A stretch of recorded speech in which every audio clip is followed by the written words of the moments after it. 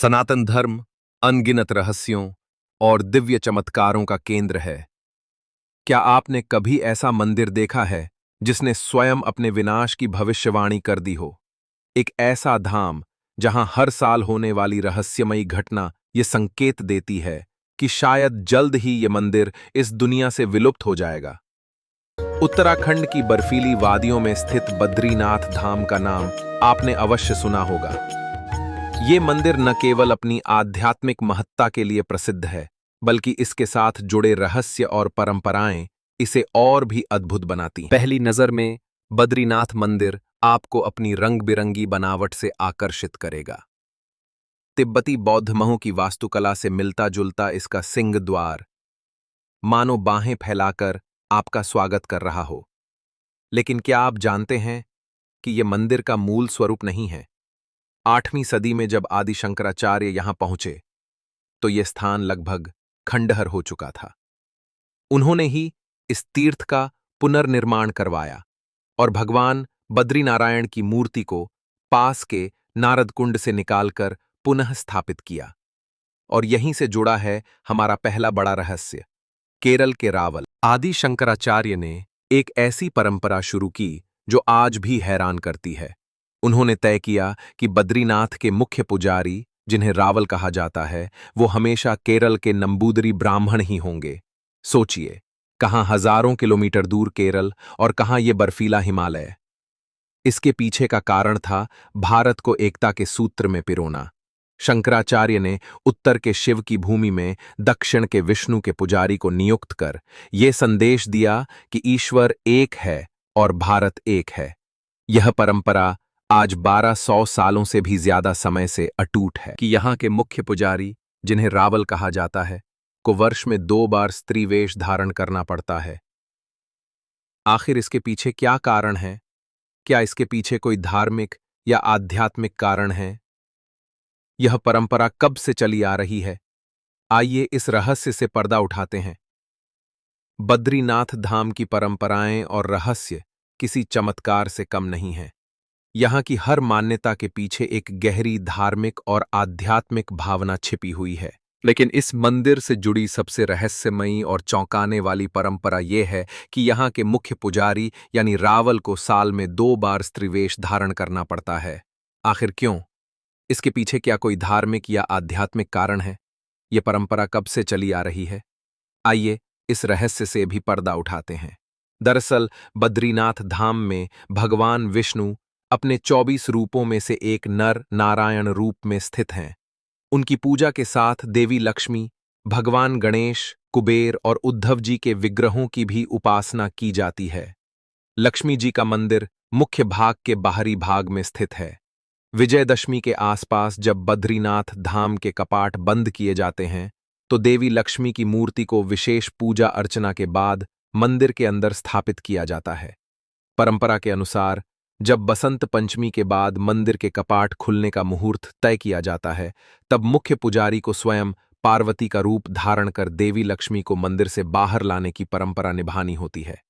ये इसलिए किया जाता है क्योंकि हिंदू परंपराओं के अनुसार किसी पुरुष को देवी को सीधे स्पर्श करने की अनुमति नहीं होती है। इसलिए रावल देवी लक्ष्मी की सखी के रूप में तैयार होकर उन्हें मंदिर में पुनः स्थापित करते हैं। बद्रीनाथ धाम से लगभग 4 किलोमीटर की दूरी पर स्थित वासुधारा झरना एक अद्भुत स्थान है। यह झरना 500 फीट की ऊंचाई से गिरता है और इसका जल अत्यंत शीतल व पवित्र माना जाता है। किंतु इसके बारे में कहा जाता है कि इसका जल केवल पुण्य आत्माओं पर ही गिरता है। महाभारत काल से जुड़ी मान्यता के अनुसार जब पांडव अपने अंतिम सफर स्वर्गारोहिणी यात्रा पर निकले थे, तब उन्होंने वासुधारा झरने के पास विश्राम किया। कहा जाता है कि 5 पांडवों में से सहदेव ने यहीं अपने प्राण त्याग दिए थे। यह भी मान्यता है कि यह झरना हर किसी पर नहीं गिरता। यदि किसी व्यक्ति ने जीवन में पाप किए हों या उसके मन में बुरे विचार हों, तो इस झरने की एक भी बूंद उसके शरीर को स्पर्श नहीं करती। केवल वही लोग इस जल को महसूस कर सकते हैं जिनका हृदय निश्चल और पवित्र होता है। वैज्ञानिक दृष्टिकोण। कुछ लोग मानते हैं कि झरने का जल अत्यधिक ऊंचाई से गिरने के कारण हवा में बारीक बूंदों में परिवर्तित हो जाता है, जो केवल सही कोण पर खड़े लोगों पर ही गिरता है, लेकिन स्थानीय श्रद्धालु इसे एक दिव्य संकेत मानते हैं जो यह परखता है कि कौन पुण्य आत्मा है और कौन नहीं। कुछ मान्यताओं के अनुसार यह झरना केवल एक साधारण जलप्रपात नहीं, बल्कि स्वर्ग का प्रवेश द्वार माना जाता है। क्या यह सच है? क्या वासुधारा झरना किसी अन्य आयाम से जुड़ा हुआ स्थान है? यह रहस्य आज भी अनसुलझा है। बद्रीनाथ धाम से कुछ ही दूरी पर स्थित भीम पुल एक अद्भुत संरचना है, जो न केवल अपने विशाल आकार के लिए आकर्षण का केंद्र है, बल्कि इसकी पौराणिक मान्यता भी इसे विशेष बनाती है। यह पुल एक ही विशाल शिला से निर्मित है, जिसे देखकर हर कोई आश्चर्यचकित हो जाता है। महाभारत के अनुसार जब पांडव स्वर्गारोहिणी यात्रा पर थे, तब उन्हें सरस्वती नदी को पार करना था। नदी का प्रवाह इतना तीव्र था कि द्रौपदी और अन्य पांडव आगे नहीं बढ़ पा रहे थे। तब भीम ने अपनी शक्ति का प्रदर्शन करते हुए एक विशाल शिला को उठाकर नदी के दोनों किनारों पर रख दिया, जिससे एक प्राकृतिक पुल का निर्माण हुआ। सबसे आश्चर्यजनक तथ्य यह है कि भीम पुल पर आज भी 5 अंगुलियों के निशान देखे जा सकते हैं। कहा जाता है कि जब भीम ने यह शिला उठाई, तब उनकी ताकत और दबाव के कारण उनकी अंगुलियों के निशान शिला पर अंकित हो गए। यह पुल आज भी सैकड़ों पर्यटकों के लिए आवागमन का साधन बना हुआ है। यह न केवल महाभारत काल की निशानी है, बल्कि यह भी प्रमाणित करता है कि प्राचीन काल में भी ऐसी अद्भुत घटनाएं घटीं जो मानव की शक्ति और आध्यात्मिकता को दर्शाती हैं। बद्रीनाथ की कहानी यहीं खत्म नहीं होती। इसका जुड़ाव है हमारे सबसे बड़े महाकाव्य महाभारत से। बद्रीनाथ से केवल 3 किलोमीटर आगे है भारत का पहला गांव माणा। कहते हैं कि सतयुग में भी ये गांव मौजूद था और आज भी यहाँ की हवाओं में अद्भुत ऊर्जा है। इसी माणा गांव में मौजूद हैं व्यास गुफा और गणेश गुफा। ये वो ऐतिहासिक स्थान हैं जहां बैठकर महर्षि वेदव्यास ने महाभारत की पूरी कथा सुनाई थी और भगवान गणेश ने उसे अपने एक दांत को तोड़कर लेखनी बनाकर लिखा था। आप आज भी इन गुफाओं में जा सकते हैं और उस दिव्य स्पंदन को महसूस कर सकते हैं। चलिए अब उस हिस्से में चलते हैं जिसका आपको इंतजार था। बद्रीनाथ के वो रहस्य जो आज भी विज्ञान और तर्क के लिए एक चुनौती है। रहस्य नंबर 1, मारते 6 महीने जलने वाली अखंड ज्योत।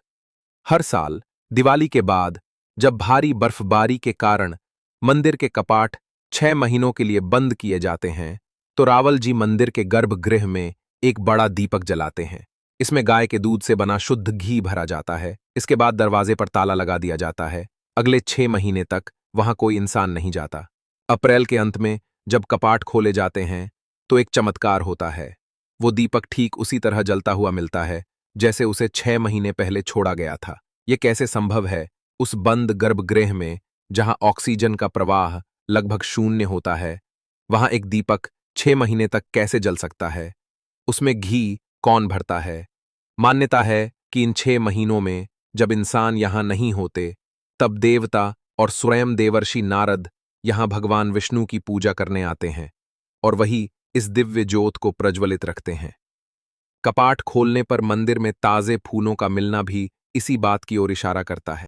स्कंद पुराण में एक भविष्यवाणी की गई है जो आज सच होती दिख रही है। इसके अनुसार कलयुग के अंत में बद्रीनाथ मंदिर के दोनों ओर खड़े नर और नारायण पर्वत आपस में टकराकर एक हो जाएंगे। जिस दिन ऐसा होगा, बद्रीनाथ धाम का रास्ता हमेशा हमेशा के लिए बंद हो जाएगा और भगवान बद्री विशाल अदृश्य हो जाएंगे। हाल ही में जोशीमठ में हुई जमीन धंसने की घटना को कई लोग इसी भविष्यवाणी की शुरुआत मान रहे हैं। लेकिन भगवान अपने भक्तों को निराश नहीं करेंगे।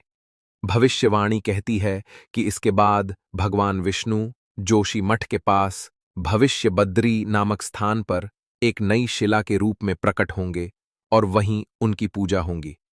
भविष्य बद्री का मंदिर आज भी मौजूद है और वहां भगवान की एक शिला की पूजा शुरू भी हो चुकी है। क्या यह एक संयोग है या भविष्यवाणी सच हो रही है?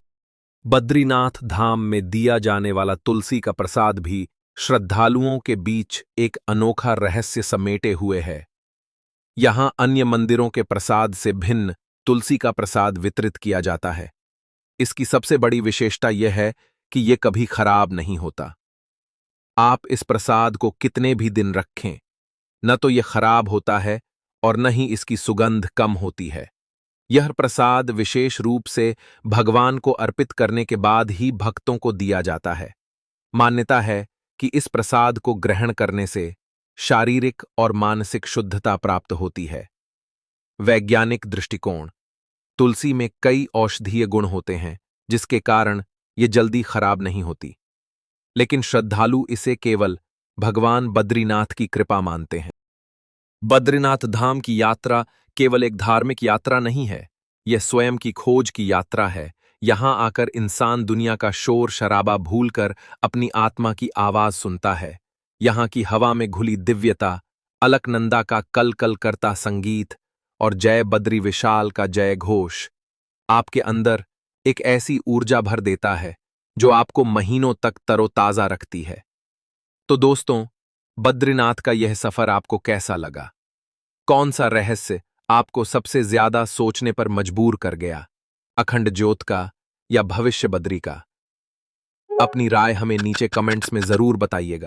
अगर इस वीडियो ने आपके मन में भी बद्री विशाल के दर्शन की इच्छा जगाई है, तो वीडियो को एक लाइक दें और इसे अपने सभी प्रियजनों के साथ शेयर करें, ताकि वे भी इस दिव्य धाम के रहस्यों को जान सकें।